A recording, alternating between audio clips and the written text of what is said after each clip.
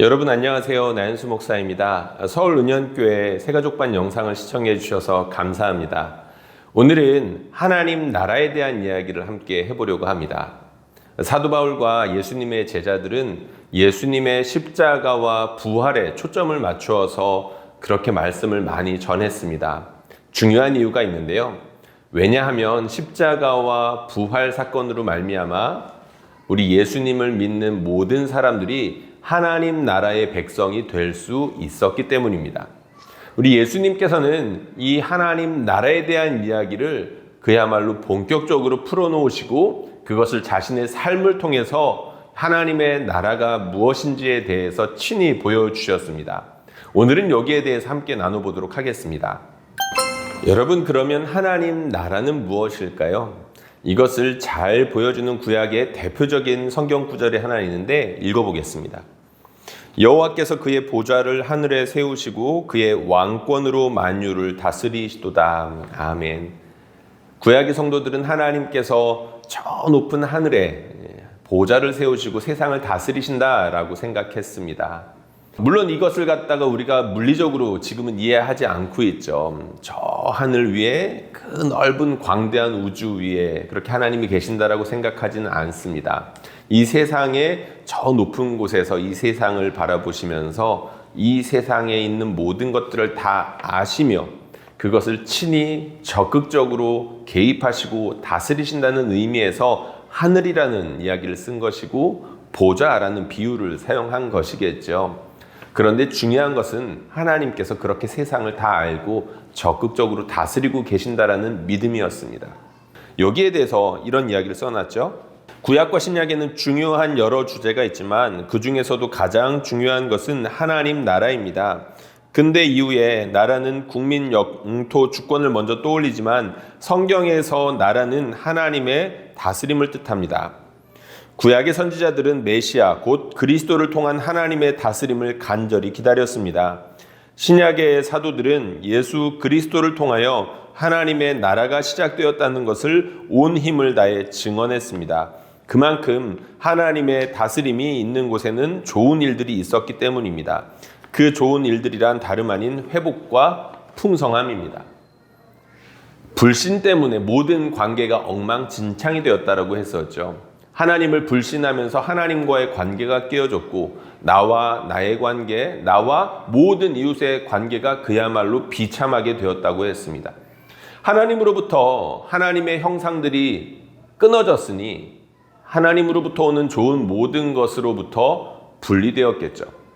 어쩔 수 없이 궁핍하고 그리고 하나님의 사랑을 누리지 못하니 인간 세상에서도 그 사랑을 충분히 발현해낼 수 없었습니다. 모든 이 세상에 안 좋은 것들은 바로 거기로부터 시작되었다는 것이 성경의 통찰이라고 말씀을 드렸죠. 그런데 예수님께서 이 모든 것들을 회복하기 시작하셨습니다. 그래서 예수님을 믿고 따르는 사람들이 누릴 수 있게 된 것이 바로 하나님의 통치, 하나님의 다스림인데 이것을 조금 어려운 말로 하나님의 나라, 우리 하나님께서 친히 다스리는 그 나라라는 표현으로 이야기를 한 것입니다. 교회에 다니는 사람들조차 오해하고 있는 것, 그러니까 하나님 나라에 대해서 오해하고 있는 것이 하나 있는데요. 그것은 우리가 죽고 난 이후에 가는 어떤 장소적인 개념, 바로 그것이 하나님 나라 이렇게 착각하고 있는 것입니다. 우리가 죽고 난 이후에 분명 하나님 곁으로 가서 하나님의 얼굴을 보며 하나님께 위로받고 이 세상에서 경험한 모든 아픔과 괴로움들을 치유받고 회복하게 되겠죠. 하나님 나라입니다. 그런데 그것은 일부입니다. 우리 하나님께서는 이 땅 가운데에서 친히 하나님의 나라를 시작하셨다라고 분명하게 이야기하고 계시거든요. 그것을 다른 말로는 영생 혹은 구원 이렇게 다른 다양한 말들로 표현을 하고 있는데 중요한 건 그 나라가 이미 시작이 되었다는 것입니다. 예수님께서 그것을 직접 말씀하셨고 그것을 많은 사람들에게 직접 보여주시기도 하시며 누리게끔 이끌어 주셨는데요. 여기에 대한 이야기를 해보겠습니다. 1번, 귀신이 떠나가다. 복음서를 읽다 보면 귀신이 떠나가는 내용들이 그렇게 많이 나옵니다. 현대의 세계관에서 보았을 때 귀신이 떠나간다라는 것은 마치 옛날 이야기 혹은 동화에나 나올 것 같은 그런 이야기로 들리죠. 그 중에서도 여러 가지 귀신 떠나가는 이야기가 있는데 마가복음에 보면 군대 귀신이 떠나가는 장면이 나옵니다. 말씀이 조금 길지만 집중해서 한번 봐주시면 좋겠습니다. 그가 멀리서 예수를 보고 달려와 절하며 큰 소리로 부르짖어 이르되 지극히 높으신 하나님의 아들 예수여 나와 당신이 무슨 상관이 있나이까 원하건대 하나님 앞에 맹세하고 나를 괴롭히지 마옵소서. 이는 예수께서 이미 그에게 이르시기를 더러운 귀신아 그 사람에게서 나오라 하셨음이라. 이에 물으시되 내 이름이 무엇이냐 이르되 내 이름은 군대니 우리가 많음이니이다 하고 자기를 그 지방에서 내보내지 마시기를 간구하더니 마침 거기 돼지의 큰 떼가 산 곁에서 먹고 있는지라. 이에 간구하여 이르되 우리를 돼지에게로 보내어 들어가게 하소서 하니 허락하신데 더러운 귀신들이 나와서 돼지에게로 들어가매 거의 2,000마리 되는 떼가 바다를 향하여 비탈로 내리달아 바다에서 몰살하거늘 치던 자들이 도망하여 읍내와 여러 마을에 말하니 사람들이 어떻게 되었는지를 보러 와서 예수께 이르되 그 귀신 들렸던 자 곧 군대 귀신 짚혔던 자가 옷을 입고 정신이 온전하여 앉은 것을 보고 두려워하더라. 귀신도 특별한데 군대 귀신이라는 말이 나옵니다. 이 군대라는 말은 헬라어로 레기온이라는 말인데 당시의 로마 군단을 뜻하는 말이죠. 최소 수천 이상의 군대를 뜻하는 그런 용어입니다. 근데 그런 용어를 귀신에다 쓰고 있죠. 귀신이 그만큼 많이 있었다는 것이고 그 많은 귀신이 한 사람을 괴롭게 하는데 힘쓰고 있었다는 것을 보여주고 있습니다. 그런데 그렇게 힘쓰고 많이 있던 귀신을 우리 예수님께서 말씀 한마디로 내어 쫓으시죠. 그에 따라서 상상할 수 없었던 놀라운 일이 일어났습니다. 이 말씀과 예수님께서 다른 여러 복음서에서도 귀신을 쫓아내는 장면이 있는데 거기에 대한 내용을 제가 한번 정리해 보았습니다. 예수님은 이 땅에서 그렇게 많은 병든 사람을 고치셨고 그렇게 많은 귀신을 쫓아내셨습니다. 21세기를 사는 우리에게 귀신은 무슨 동화 속에나 나오는 것처럼 치부될 수 있으나 지금도 세상 전체가 귀신에 들린 게 아닌가 싶을 정도로 고통스럽고 괴로운 일들이 얼마나 많은지 모릅니다. 성경은 하나님을 대적하는 영적인 존재에 대해서 분명하게 언급합니다. 예수님께서 귀신을 내어 쫓으셨다는 것은 세상을 속이고 괴롭게 하는 존재들이 본격적으로 하나님의 다스림에 놀라 쫓겨났다는 것을 보여줍니다. 그렇습니다.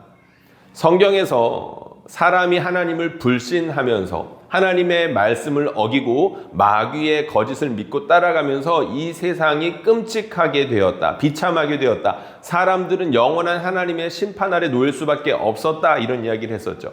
거기로부터 파생된 수만 가지 문제들이 세상을 더욱더 힘들게 했습니다. 예수님께서 이 땅 가운데 하나님의 나라를 가지고 오시면서 어떤 일들이 일어났나요? 죄로 인하여 생겼던 부작용들 혹은 죄로 인하여서 생긴 죽음의 병들이 쫓겨나가기 시작했다. 이것을 환자 치유와 축기를 통해 가지고 우리 예수님께서 이것을 세상 가운데 보여주셨던 것입니다. 하나님의 나라가 본격적으로 임하기 시작했다. 이것을 보여주셨다는 것이죠. 그리고 두 번째는 수많은 잔치입니다. 예수님의 말씀과 예수님의 행동들을 보면 잔치에 대한 소재 혹은 잔치에 대한 내용이 그렇게 많이 나옵니다. 레위가 예수를 위하여 자기 집에서 큰 잔치를 하니 세리와 다른 사람이 많이 함께 앉아 있는지라. 예수님은 여러 사람들과 잔치를 즐기셨습니다. 먹고 마시는 것을 좋아하셨죠. 여기 그런 내용을 제가 정리해 보았습니다. 예수님은 여러 은혜로운 말씀을 하셨습니다. 그 중에 잔치가 유독 많이 소재로 쓰였습니다. 그리고 예수님은 실제로 많은 사람과 먹고 마시는 것을 즐겨 하셨습니다. 당시 사람들은 예수님의 이런 모습에 많이 놀라고 의아해했습니다. 예수님 주변에는 세리들과 창녀들로 대표되는 죄인들이 그렇게 많았기 때문입니다. 예수님의 말씀과 이런 행동은 하나님의 나라가 어떤 곳인지를 보여줍니다. 풍성한 잔치인데 어떠한 죄인이라도 용서받고 참여할 수 있는 잔치, 그것이 바로 하나님 나라입니다. 잔치. 생각만 해도 좋죠. 우리 예수님께서는 그렇게 먹고 마시는 것을 즐거워하셨습니다. 이것을 통해서 보여주시고자 하는 궁극의 의미가 있었던 것이죠. 그것이 무엇인가요? 바로 하나님의 나라는 잔치와 같다는 것을 보여주는 것입니다. 하나님으로부터 떠나가게 되었고 그리고 하나님으로부터 심판받을 수밖에 없는 그런 사람들이 예수님으로 말미암아 하나님의 자녀가 될 수 있게 되었고, 하나님의 자녀로서 혹은 하나님 나라의 백성으로서 하나님과 연결되어 풍성한 선물들을 누릴 수 있게 된 그런 상태를 우리 예수님께서 직접 보여주기 시작했다는 것입니다. 그런데 여기서 대상이 중요한데요. 누가 그렇게 할 수 있다고요? 죄인들이 그렇게 될 수 있다고 이야기한 겁니다. 자기를 스스로 의롭다, 자기는 부족한 것이 없다라고 생각했던 사람들은 이 잔치에 초대받지 못하죠. 이미 스스로 배부르다라고 생각하고 있기 때문입니다. 그래서 아마 예수님은 부자가 천국에 가는 것이 얼마나 어려운지 이렇게 말씀하셨던 것 같습니다. 스스로 충족하다라고 느끼는 사람, 충분하다라고 생각하는 사람, 정확히 말하면 하나님 없이도 나 혼자 잘 살 수 있어라고 생각하는 사람은 하나님 나라의 잔치에 들어올 수도 없고 어울리지도 않는다는 것을 예수님께서 말씀하셨고 보여주셨다는 것이죠. 반대로 하나님이 아니면 나는 살 수가 없어요. 지금의 내 삶은 하나님이 고쳐주시지 않으면 더 이상 이어나갈 수 없어요 라는 그런 마음으로 하나님께 간절히 메어 달리던 사람들은 그 누구라도 열애 없이 이 잔치에 초대받을 수 있으며 그 잔치 가운데에서 환대받고 대접받으며 하나님 나라의 잔치를 누릴 수 있게 되었습니다. 이것이 예수님께서 보여주신 하나님 나라의 큰 특징이었다는 것이죠. 결론입니다. 한번 같이 읽어보겠습니다. 사도들은 예수님의 죽음과 부활에 대해서 강조했고 많이 전했습니다. 그것이 하나님의 나라를 여는 대사건이었기 때문입니다.